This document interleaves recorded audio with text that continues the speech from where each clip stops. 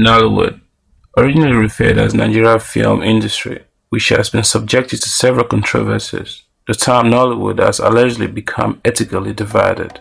In 2012, it marked the 20th year after the release of direct-to-video movie Living in Bondage in 1992, which arguably marked the boom of the video film era.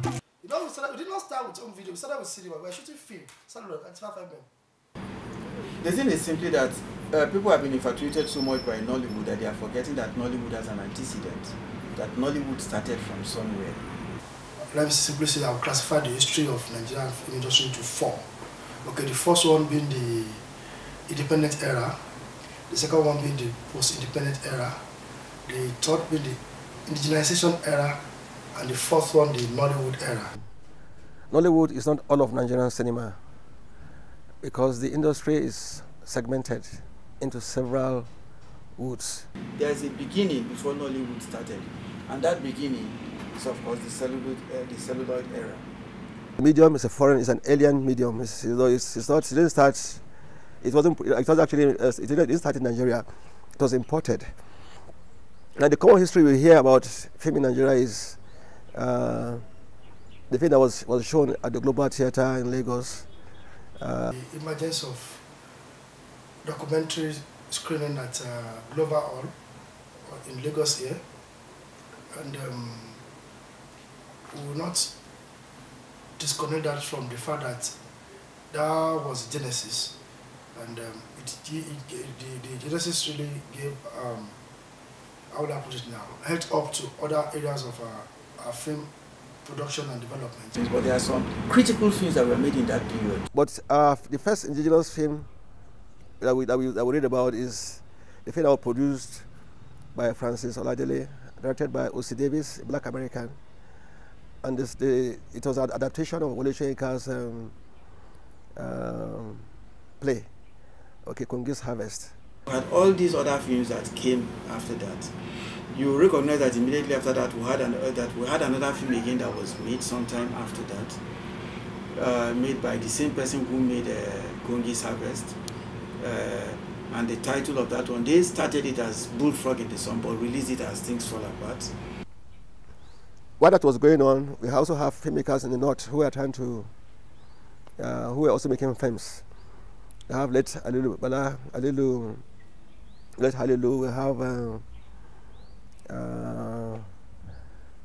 Reverend Shehu, Sadiq Balewa, and Nuhu, a lot of them. In the north and in the east, they came into it later. It started in Lagos. Everything started in Lagos before it expanded to the north and to the east. One of the first films that was shot in North was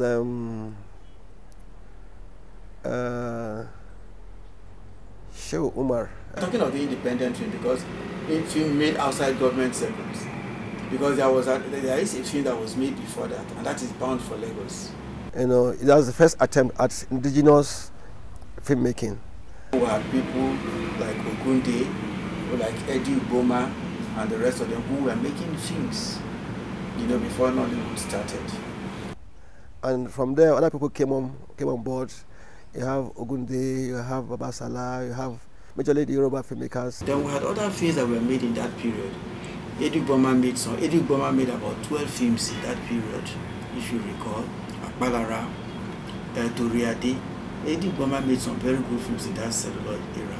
Then we had the whole Ogunde films.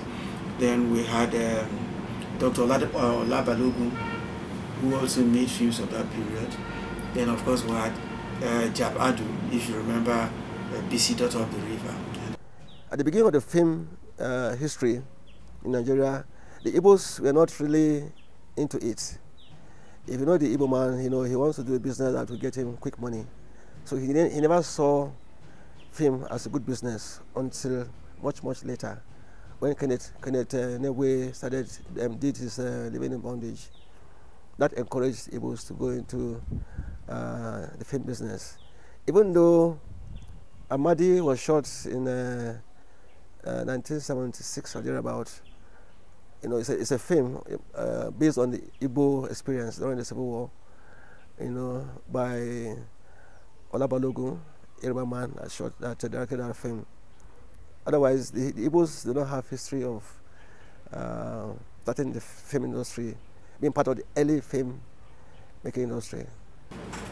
And then Nollywood now comes in.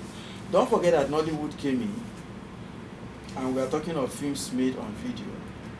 This started with the Babangida's structural adjustment policy. The first film that I remember that came out from Yoruba genre was this film, Ajani Ogun by Adeyemi Afolayan Adelong. In 1988, we had Big Abbas, Ajiboye, with Sosiebeji. We have Ekun. In fact, we have another one from Mishola Ogushola. Then we even have from Aromire, Alade Aromire, 88, 89, 90. Before we now are living in bodies in 1992. All those were marketed by the same neck. So it was only Ogunde and who else that were able to produce celluloid again during that time. Then the others, they have to make ends meet. They have to look for some other way of doing it. And that was how video film productions came on board. And the first one was Omekun, which the late Muideen Alade Aromire partnered with the late Akin Ogungbe to shoot on video. You see, Alade Aromire had the opportunity of going to Germany. He went to Germany and he saw how they use video camera to produce a film, and he said, and he saw that it was cheaper. So he came back home to Nigeria and introduced it. Video probably took off. That's when this guy, if you remember, Kenneth Negwe's Living in Bondage, that everybody refers to, now came up at that time. The first Yoruba film was Ajani Ogun, produced by Ola Balogun, a senior research fellow at the Institute of African Studies, University of Ife, then now Obafemi Awolowo University. Then when we started seeing home videos, the first one, I stand to be corrected, the first home video that I saw in Nigeria was Ekun, titled Ekun by Muideen Aromire. The core cast were from the Yoruba Popular Traveling Theatre. So that was how it all started.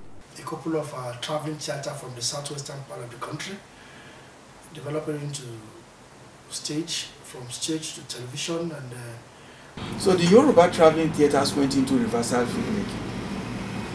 You know, they started making reversal films. By the time they finished what NTA had in the Porter cabins, the industry was where it was. In 1988, it was brought to Ife here, Obafemi Awolowo University. It was shown at the Oduduwa Hall. I saw the film, and that was the very first time home video would come out in Nigeria. one of those phenomena that replaced traveling theatre, or that is replaced traveling theatre, is mobile cinema.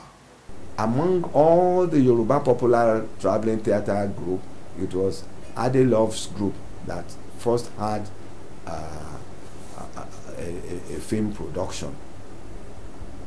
It was after Afolayan's Ija Ominira and another one that Ogunde shot his own Aye. Generation of filmmakers that are doing very well. They are doing very, very, very well. In fact, you could call them the crop. You could call them the new Hollywood, the new Nollywood filmmakers. You know, people like Tune Kelani, people like Kenneth Gang, our own Kenneth Gang. But the major problem with this period was distribution, in the sense that there was no outlet for those films to get to the audience. There was no outlet at all. The industry at that time was being controlled by the Lebanese. You know, the Lebanese had bought over the market at that time. They owned it. And for them, it was better to be importing American films. They made more money importing American films. And so it was not to their interest that Nigerian films would enter the market. Hotel de France itself was built in 1920. You understand? And that cinema screen preceded Hotel de France. So that should give you an idea of when the first cinema screen in northern Nigeria was built. We need to add that the Nollywood era embraced a lot of technologies. We had a sophisticated audience, an audience that had been brought up on American films, American action films, karate films, you know. So that was the audience that was there. And if you had to make a film, you had to think of how do you capture this same audience, the audience that is already there. So if you look at the films of that period, and then the Indian film was there, sorry to say that, a strong factor. So it meant that you had to make films that would copy the styles of American films, of the karate films, and of the Indian films.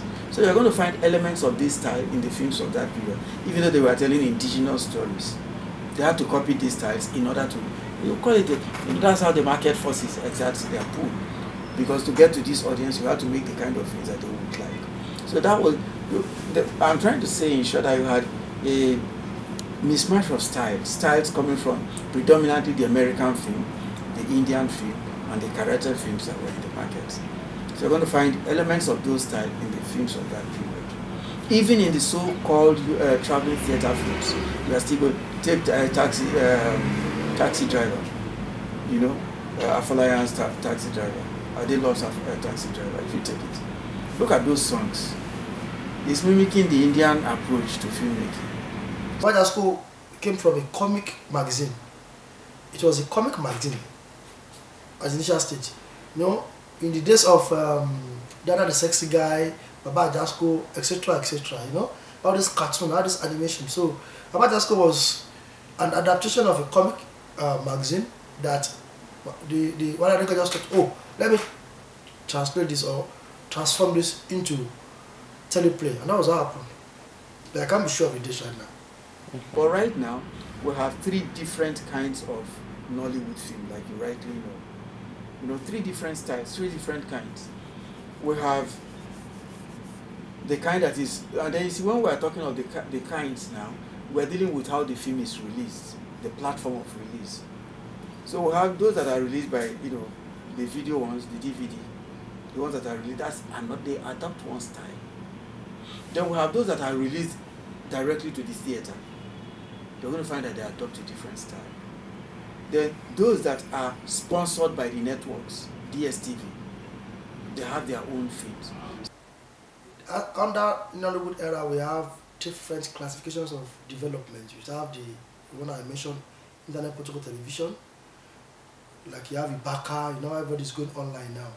Then you have now we are beginning to have corporate community, digital corporate community, whereby we have certain people that are online, they watch movies. Okay, so you can easily target them. Then we have movie dome.